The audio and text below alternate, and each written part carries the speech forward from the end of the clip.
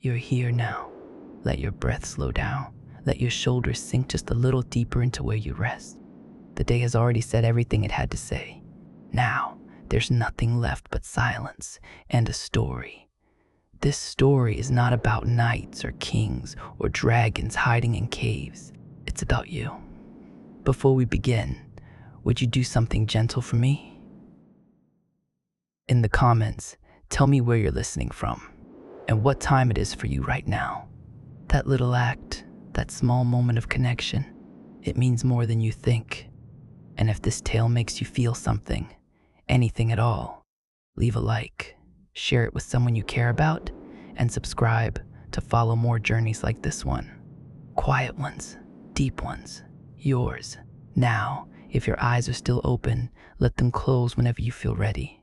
There is no rush, no pressure, just a path ahead, unfolding in the dark, lit only by memory. Let us walk that path together now, backward, far back, through time.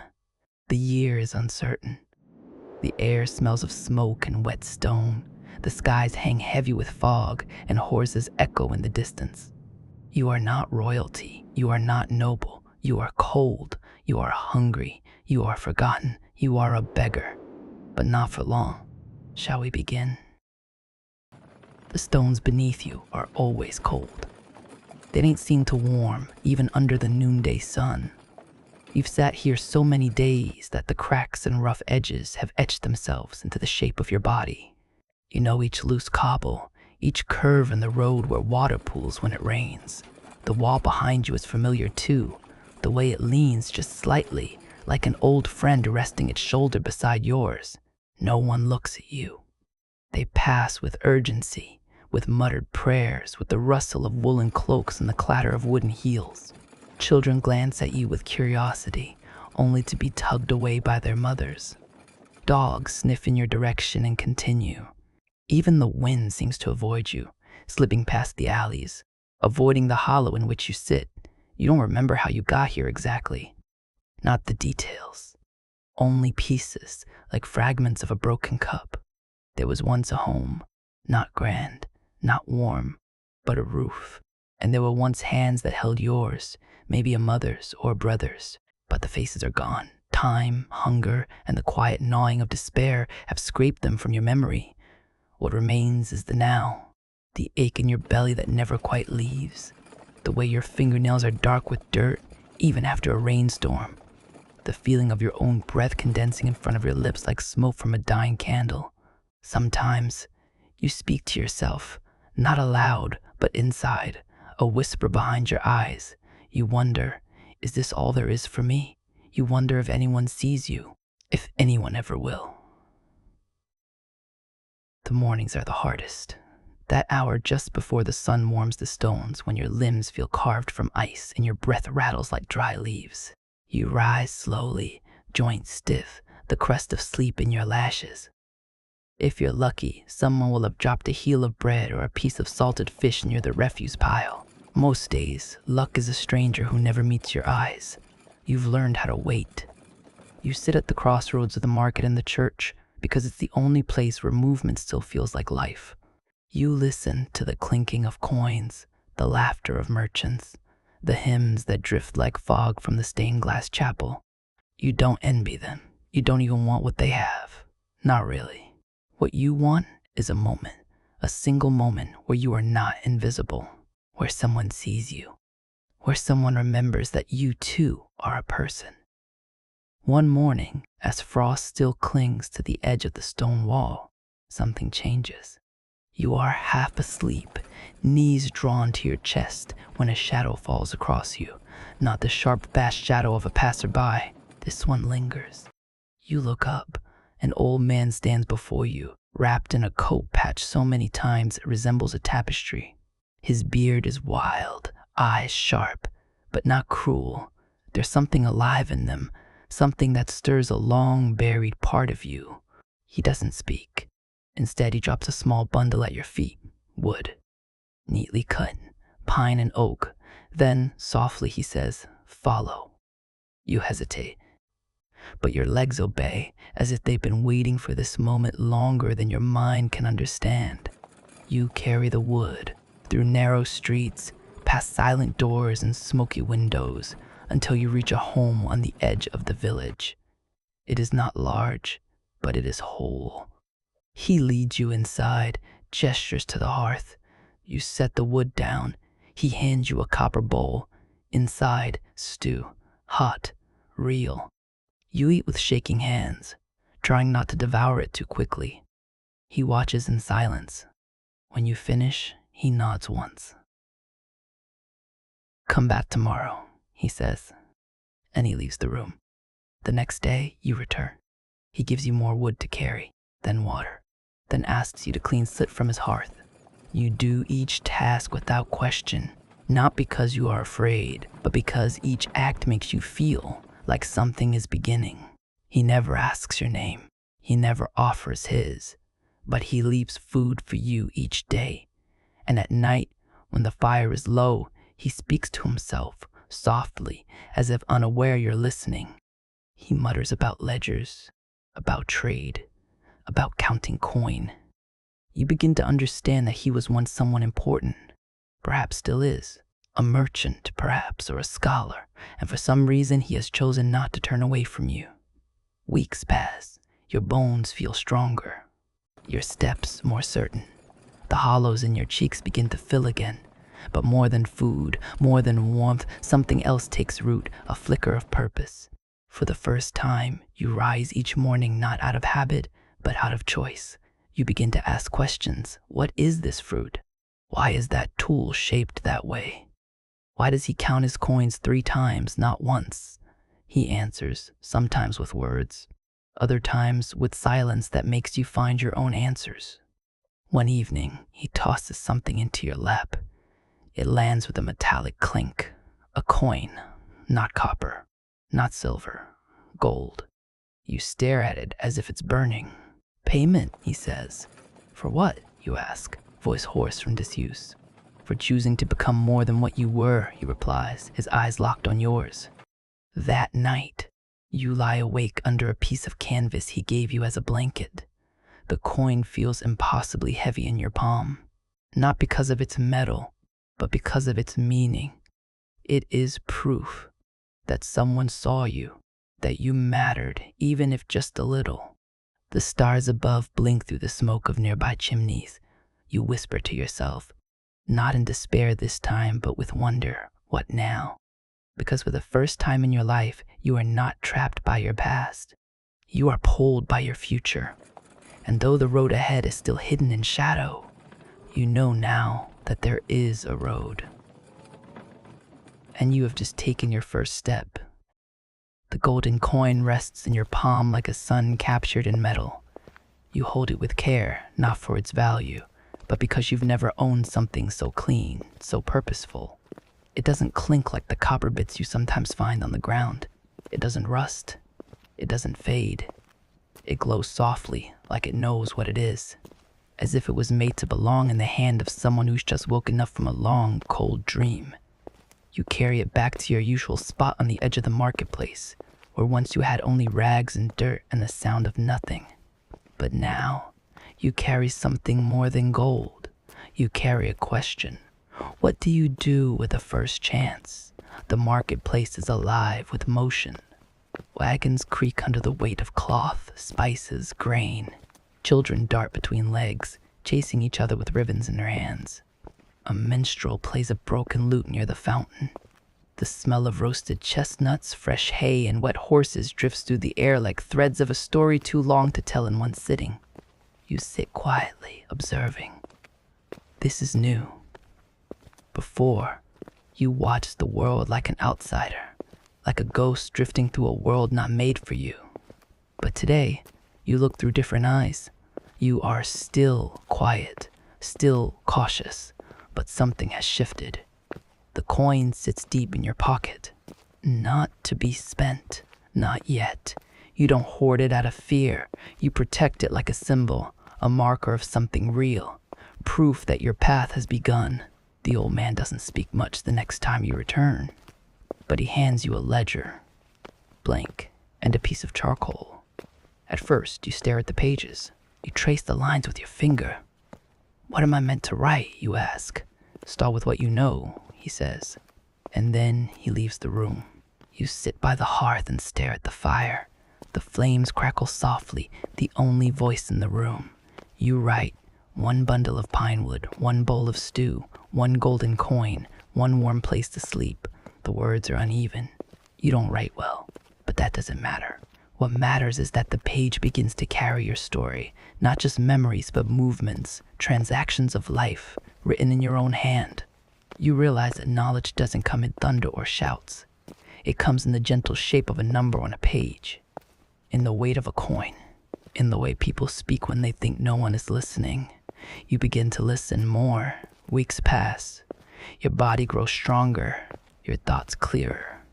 And the old man, whom you now call Master, though he never asked for such a title, gives you more to carry, more to clean, more to count. But always, it gives you silence. Time to think, time to observe. You notice things now, subtle things. How the bread seller always lowers his price at dusk. How the woman who sells cloth never haggles when she's nervous.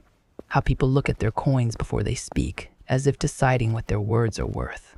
One evening, Master takes you into town. He walks slower now. You carry his bag. He says little, but he brings you to the square where a small crowd has gathered around a trader from the coast. The man is selling oil, golden, clear, glowing in glass jars like captured sunlight. People press close, asking questions, offering coins. Why is it worth so much, you ask? The trader smiles and replies, because I told them it is, and because they believe me. You turn to Master. He nods, just once. That night, you write in your ledger, the value of a thing is not only what it is, but what others believe it to be. You sleep under a full moon, the sky cloudless and wide. Your dreams are no longer of hunger. They are of questions, and of the space where answers might grow. One morning, the golden coin is gone, not stolen, given by you. You find a boy near the edge of the village, thin, bruised, quiet. You see yourself in him. You see the version of you that might have stayed invisible if no one had ever offered firewood and stew. So you give him the coin. You don't expect thanks. You don't even wait for a reaction. You walk away quietly, feeling lighter. When you return to the cottage, Master is waiting by the door. He doesn't ask what happened to the coin. He only says, "Good." Then he hands you another, not gold, but silver, shaped into a ring. Wear it, he says, not for status, for memory. You do. Time stretches like softened wax. The days fold into each other, not in sameness, but in rhythm. You begin to work with the merchants, not for them, with them. You carry letters between towns. You learn weights and measures, trade routes, the names of spices you've never tasted. You learn how to speak without saying everything. How to pause before agreeing. How to read not only pages, but people. They begin to ask for you by name. Yes, by name. You chose it yourself. Simple, strong, borrowed from a story the old man once told. You are no longer the boy who begs. You are someone now. You're still not wealthy. You still sleep near the fire. You still wear patched clothes and walk the same road every morning. But inside, you are rich in something far more rare, potential. One late afternoon, you walk back from the town center. In your pocket, a copper coin earned honestly and a strip of dried apple. The wind smells of moss and chimney smoke. You pause at the edge of the square. There's a boy there, younger than you, sweeping steps outside a bakery. He stares at the bread in the window, but he doesn't look hungry. He looks curious. You sit beside him for a moment, and softly you say, "One day, you'll own more than bread if you learn to ask the right questions." He doesn't answer, but you know the seed has been planted. You rise, walk home under the rust-red light of the setting sun, and realize you're no longer waiting for life to begin. You're already in it. And tomorrow, you'll begin building something no one will see coming. There is a silence so deep it hums. You step through the narrow archway, its stones worn smooth by centuries of wind and touch. Vines hang from the ceiling like sleeping fingers, brushing your shoulders as you pass. Dust floats in the late afternoon light, soft, golden particles drifting like memories. The floor creaks beneath your boots, though it is not made of wood. It is parchment, scrolls, pages, fragments of old volumes so long abandoned that time has made them part of the building itself. This was once a monastery, or so Master told you. Long ago, monks lived here. They copied books by candlelight, scribbled ideas into the margins of other ideas, and built towers of knowledge as tall as any cathedral. But war came, then hunger, then silence. Now only echoes remain. You move slowly through the main hall. There are no candles here, no whispers. But there is a presence, not of ghosts, but of thought, of minds long gone, still waiting to be heard. You do not know what brings you here, not exactly. Master spoke of it once in passing. A place with too many pages and too few eyes, he said, sipping his tea. It sleeps now, but for some, it still breathes. And so, after your errands and your lessons, you made the quiet walk alone, through bramble paths and forgotten roads, past a creek where deer drink and the stones shine with silver moss. And now you are here. The air smells of old ink and dry time. You kneel at the edge of a broken shelf where several books have collapsed into a heap. Their covers are brittle, their titles faded. You pick one at random. Its spine cracks gently in your hands, like a whisper waking from a long dream. The text is in Latin, or something close. You can't read it, not yet. But there are symbols, diagrams, pages where someone long ago drew the curvature of planets, the branching of trees, the outline of a coin. You stay there for hours. You touch each page as if it were alive. You do not understand the words, but you understand the weight. Knowledge, you realize, doesn't just fill the mind. It shapes the soul. You return the next day, and the day after. Each time you bring something small, a rag to dust with, a flask of water, a candle stub. You find a corner near a broken window and make it yours. A place to sit, to read, to breathe. You begin with simple books, a primer in trade arithmetic, a book of proverbs, an old text explaining the stars and the phases of the moon. You sound out each word slowly, your mouth moving in silence. Sometimes the pages don't make sense. Other times a phrase lands like lightning in your chest. Power is not in the sword, but in the sentence that commands it. To name a thing is to understand it. To understand it is to free yourself from its shadow. You copy these phrases into your ledger. The same ledger that once held your meals and chores now becomes a book of thoughts, not borrowed ones, but your own. You speak less now, even outside the library. Not from shyness, but from reverence. Words have weight. You can feel it now, in your throat, in your fingers. To speak is not just to make noise. It is to shape the world around you. When you return home at night, Master notices the change. He doesn't ask where you've been, but one evening, he places something beside your bowl of stew, a small ink pot, a sharpened quill, and a book with empty pages. He looks at you and says simply, "Write what no one else can." In time, others in town begin to notice you. They see the way you carry yourself, not proud, but certain. You speak slowly. You listen more. When asked questions, you don't answer with opinion. You ask a better question in return. A merchant offers you silver for your help translating an old trade document. You tell him you'll do it, but not for silver. Then for what? He asks. For your time, you reply. Tell me how you built your business from the beginning. He laughs at first, but the next evening he comes with wine and stories. You write every word down. You learn how he lost 3 carts to river bandits, how he rebuilt by bartering salt and ink, how he nearly quit before someone gave him a loan, a risk he never forgot. Why do you care? He asks, surprised. You answer, because one day someone will ask me that same question.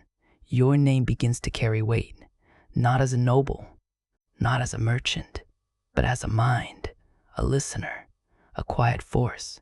People begin to seek you not for your coin, but for your thought. They ask, how should I price this bundle of wool? Should I risk this voyage? Do you think the market will rise with the harvest? You don't always know, but you ask the right questions. And somehow, that is enough. One cold morning, you return to the library and find someone there. A girl, younger than you, covered in soot with ink on her fingertips. She startles as you enter. I didn't think anyone came here, she says. You smile gently. Neither did I, once. You show her your corner, your ledger, your favorite books. She shows you her drawings, maps of places she's never seen, inked in charcoal and hope. You visit together now. She teaches you how to bind a torn page. You teach her how to pronounce navigation. You begin to understand something deeper. That knowledge is not meant to be kept. It's meant to echo. Months pass. The library grows lighter, not from candles, but from presence, from breath, from conversation, from minds at work. You repair shelves. You organize what can be saved. You begin a new book, your own. Its first line reads, "This place was silent, but we returned, and now it remembers us." One day, Master visits. You hear his steps before you see him. Slow, deliberate, like the turning of a well-worn page. He stands at the doorway looking around. Then he speaks, softly but with reverence. "I thought it was lost," you reply. "It was waiting." He nods. "I came here once," he says, "when I was your age. I read a single sentence that changed my life. You ask, which one?" He smiles. "That's for you to discover." That night, you sit under the stars again, your ledger open. A page half filled with thoughts and drawings and stray ideas. You've not yet earned great wealth. But in the silence, in the words you've gathered, in the minds you've touched, you feel something richer than coin, clarity. The road ahead is still long, but you no longer fear it. You no longer ask, "Who am I?" Now you ask, "What can I build next?" You once believed that wealth was loud, that it wore bright silks and gold chains, that it laughed with its mouth open and rang with the sound of coins colliding. But now you know better. Real wealth is quiet. It listens more than it speaks. And when it finally speaks, it does so with intention, like a hand carefully placing a single stone that holds the weight of an entire bridge. You speak rarely, but when you do, people listen. The market has changed, and you feel it, not just in prices or faces, but in the air, in the way decisions are made. Farmers now ask when to plant based on your observations of weather patterns. Merchants delay or accelerate shipments based on your thoughts. The bartering system bends slightly where you stand, not because you demand it, but because your words carry a strange and valuable weight. Trust. And trust, you've learned, is the true currency of the world. One morning, you are invited to a table you never thought you'd reach.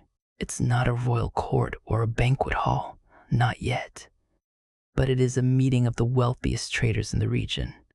They sit in a circle in a stone room lit by daylight pouring through high, narrow windows. Their robes are thick, their rings gleam, and the smell of spiced wine hangs in the air like confidence. You are the youngest in the room, the poorest by far in appearance, but they do not mock you. They ask gently, "How would you solve a dispute between two coastal shipping families?" You do not answer right away. You lean forward. You ask for context. You ask what each side fears losing, not what they hope to gain. When you finally speak, your solution is not clever. It is elegant. A split shipment, a third-party guarantee, a clause that rewards cooperation. When you finish, the room is silent. Then a man to your left, broad-shouldered, sun-browned, leans back and exhales through his nose. "Let's try it," he says. That is the moment you realize wisdom is more profitable than gold. You begin to write more now, not just in your ledger, but in letters sent between towns. People begin to pay you not for lifting crates or carrying wood, but for crafting sentences. Your words travel further than your feet ever could. They cross rivers, valleys, borders. A phrase you once scribbled while watching clouds now rests in the mouth of a noble 2 cities away. The sea does not rise for threats, it rises for the moon. You begin to understand something dangerous, something powerful. Words shape decisions. Decisions shape empires. And yet, you remain grounded. Each evening, you still visit the old library. You dust the shelves. You sit with the girl who reads silently beside you, her drawings now crisp, confident, annotated. You speak with Master, though now your conversations feel different. Less like student and teacher, more like 2 candle flames burning side by side. He never tells you what to do. He only asks, "What have you noticed lately?" And you always have something to say. One evening, as the sun folds itself behind the hills, a messenger arrives. He is dressed in royal colors, dark red, trimmed in bronze. He rides a tall horse with a pale scar above one eye. He hands you a letter sealed with a ring you've only seen once, on the hand of a high chancellor. You break it open with care. Inside is not a request, it is a summons. The king's court requests your counsel regarding a trade accord between eastern and western provinces. Your voice has reached our halls. We would hear it from your own mouth. You read it twice, then once more. You fold it carefully, place it on your desk, and sit in silence. Not from fear, but from awe. Not because you dreamed of palaces, you didn't, but because your words, not your birth, not your clothes, not your coin, have earned this place. The journey to the capital takes 5 days. You ride in a simple cart, dressed plainly, carrying only a few books and the ringmaster gave you long ago. The city gates are enormous, not in size but in presence. They seem to breathe. Everything beyond them feels sharper, more awake. You smell ink and iron and flowers that bloom only in shaded courtyards. You are shown to a modest chamber. High stone walls, a narrow window, and a desk. A quill and parchment wait for you, as if expecting your arrival. That night, you do not sleep much, not from worry, but from anticipation, like a page waiting to be turned. In the morning, you stand before the council. There is no throne, no crown, only a circle of thinkers dressed in robes of every shade, voices low, expressions guarded. They speak of trade routes, of tariffs and coinage, of tensions rising between provinces. They ask you eventually, what is your counsel? You do not rush. You ask for time, and they grant it. You return to your chamber and spend the next day walking the city, not the towers or temples, but the alleys. You speak with sailors, bakers, cartwrights, foreigners. You listen. And that evening, you write.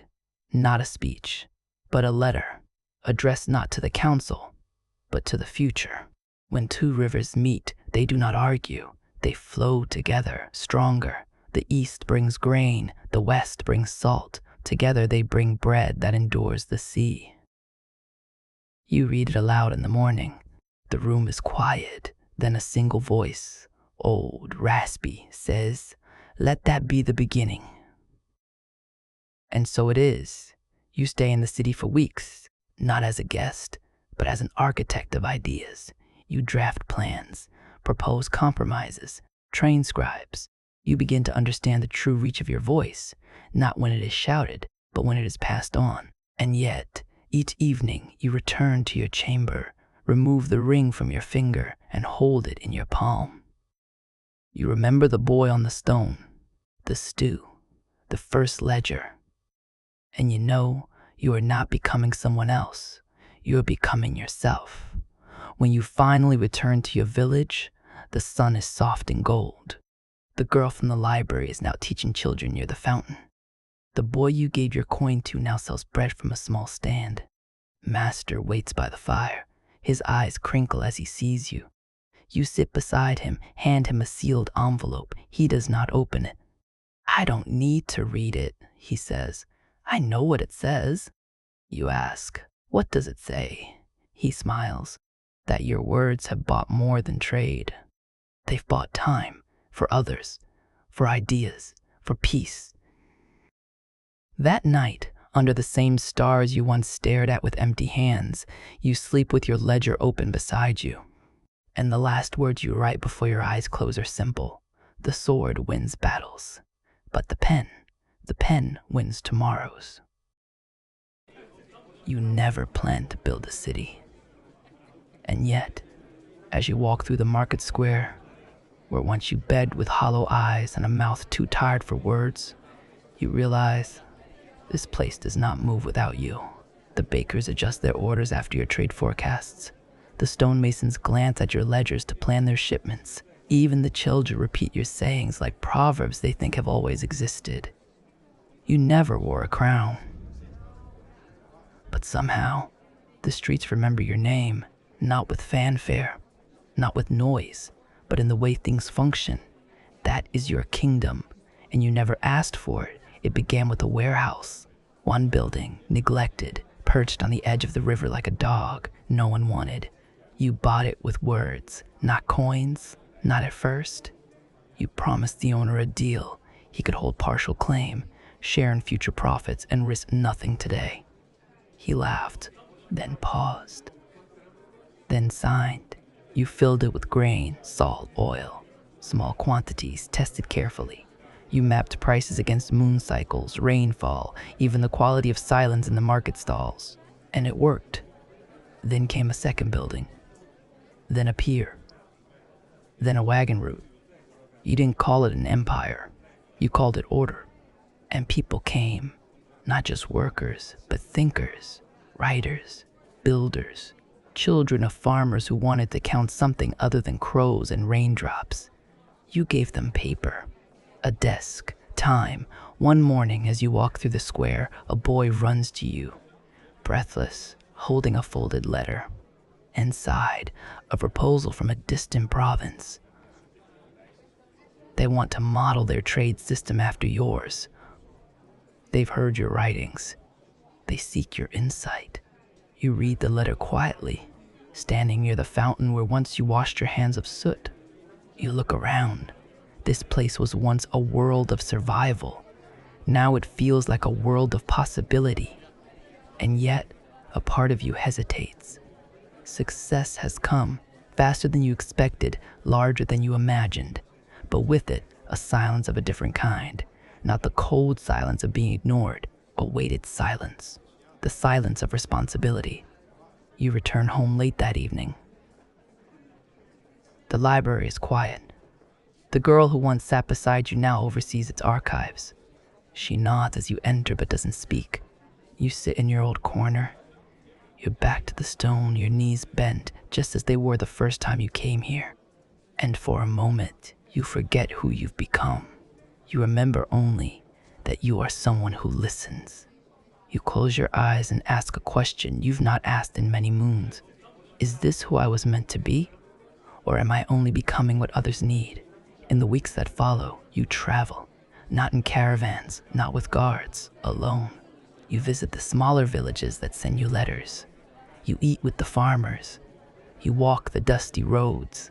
You sit by riverbanks with old men who no longer speak but still notice everything. And slowly, the question begins to shift. You realize there is no meant to be. There is only becoming, and the grace to carry others with you along the way. One village, perched high on a hill, greets you with silence. Not cold, reverent. They've read your letters, copied your teachings by hand. They've even memorized your advice on winter trade patterns and livestock yield. But what stuns you is what they show you next, a school, built of stone and oak. Inside, slates, ink, ledgers, books. Children seated cross-legged, practicing numbers, names, words. Your work built this, the elder says. You shake your head gently. No, your belief did. That night, as you sit by a fire in a borrowed cloak, a thought settles over you like a blanket. You have become a builder of foundations. You may never know what will rise from them, but they will stand long after you are gone. When you return to your city, it looks different, not because it has changed, but because you have. You walk the same streets, hear the same bells, smell the same firewood burning from bakeries and homes. But now, every sound echoes differently. You no longer ask, how do I grow this? You ask, how do I share it? You begin to give, not as charity, but as investment in human potential. You fund small libraries in outer villages. You send apprentices to learn with you, not to serve, but to study. You tell them what Master once told you. I can't teach you everything, but I can teach you how to learn. They arrive shy, unsure, hungry, not for food, but for direction. You see yourself in each of them, not your clothes, not your posture, but the fire behind the eyes. You teach them to read, to write, to observe, but most importantly, you teach them to listen. One apprentice, a girl of 15 with hands like bird claws and a voice that never rises above a whisper, asks you one evening, why did you begin all this? You pause. You could say, to escape poverty, to prove something, to build something lasting. But you don't. You answer honestly. I was once invisible, and I wanted the world to remember that I had been here. She nods, then whispers, it will. Time moves differently now. You are no longer chasing survival. You are building rhythm. Seasons pass, measured not in hunger, but in harvest. The city you built no longer leans on you like a crutch. It walks with its own legs. You begin to step back, not out of fatigue, but wisdom. You know the most powerful leader is not the one who controls everything, but the one who knows when to let go. One day, you visit Master. He is older now, his steps slower, his eyes more distant. He sits by the fire, a blanket over his knees, hands folded like closed wings. You sit beside him. He doesn't speak, but after a while he hands you something, a folded page, fragile, yellowed by time. It is from his own ledger. You unfold it slowly. On it, in neat script, he came from nothing, but gave the world more than it asked for. His fortune was not measured in coin, but in how many futures were better because of him. You say nothing. You only bow your head, and in the silence, a tear falls onto the corner of the page. That night, you walk the city alone. You pass the fountain, the bakeries, the market stalls, and then, without meaning to, you find yourself back at the stone wall, the very one where this all began.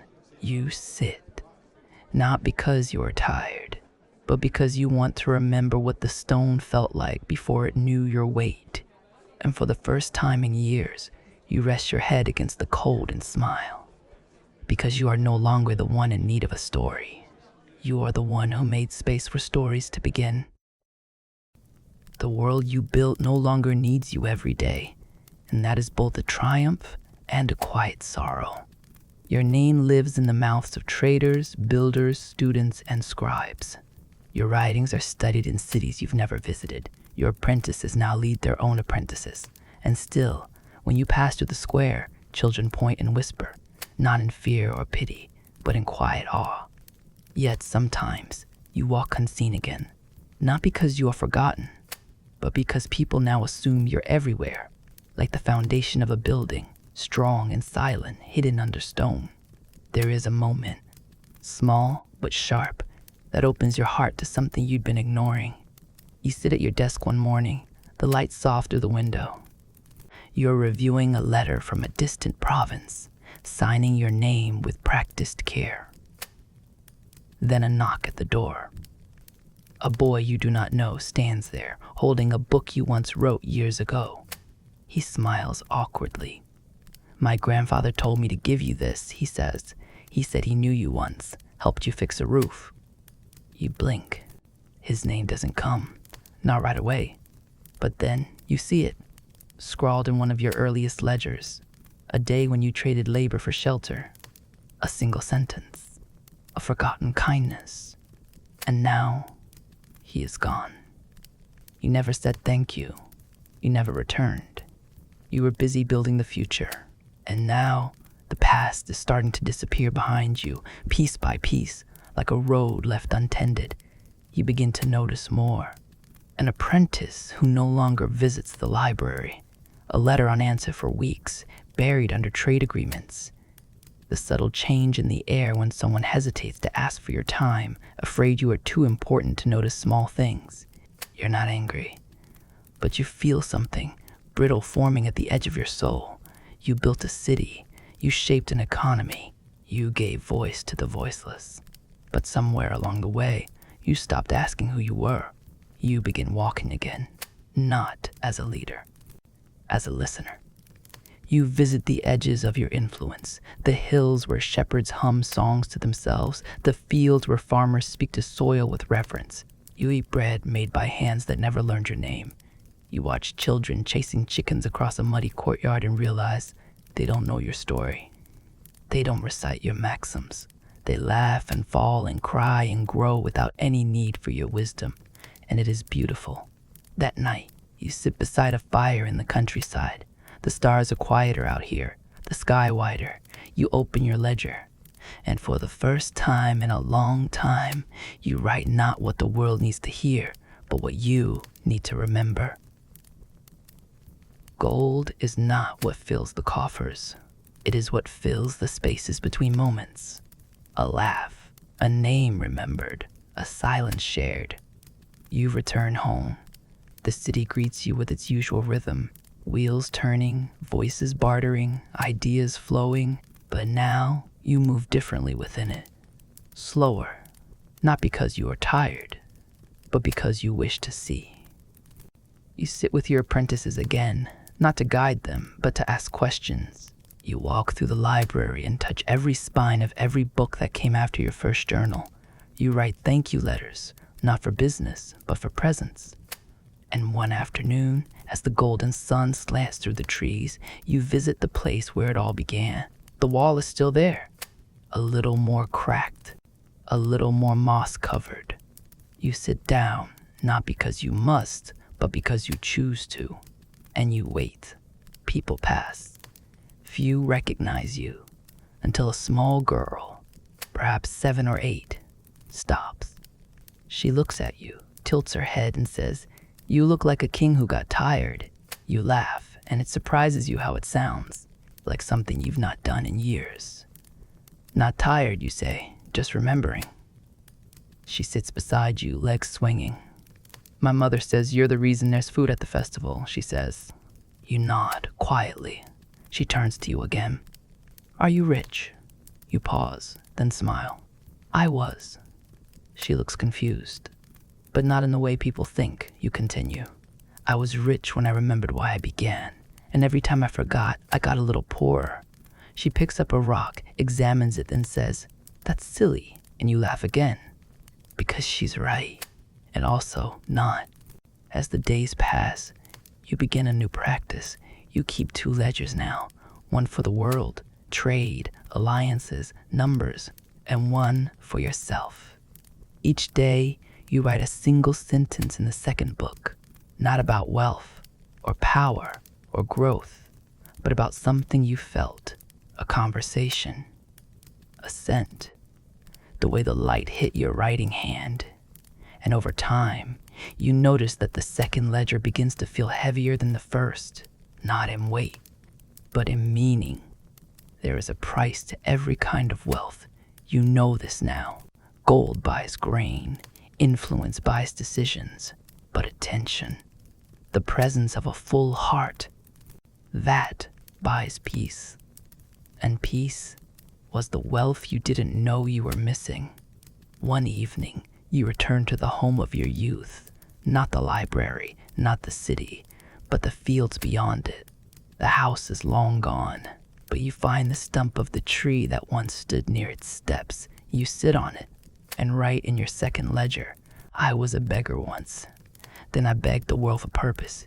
It gave me everything, but asked, in return, that I remember where I started."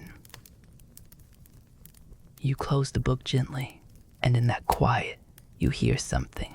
Not voices, not wind, not even your own thoughts, just stillness. And somehow, in that stillness, you feel whole. Not for what you've built, but for what you've chosen to honor.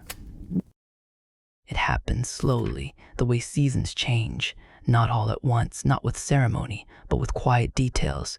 You wake one morning and the air smells of harvest. You sleep one evening and the wind has grown colder.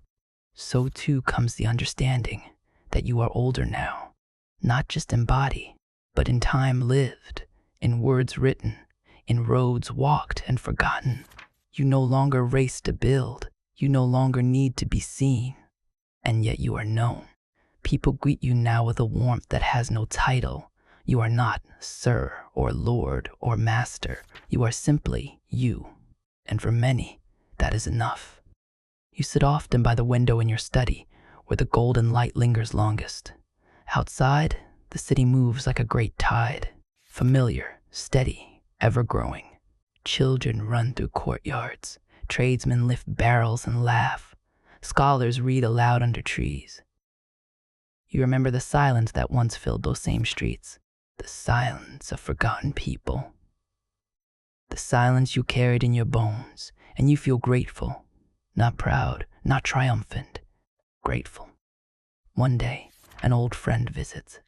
She once drew maps beside you in a crumbling library. Now she oversees education across a dozen towns. Her eyes are still quick, her voice still soft. She places a book on your desk, bound in deep blue leather. It is filled with letters from children.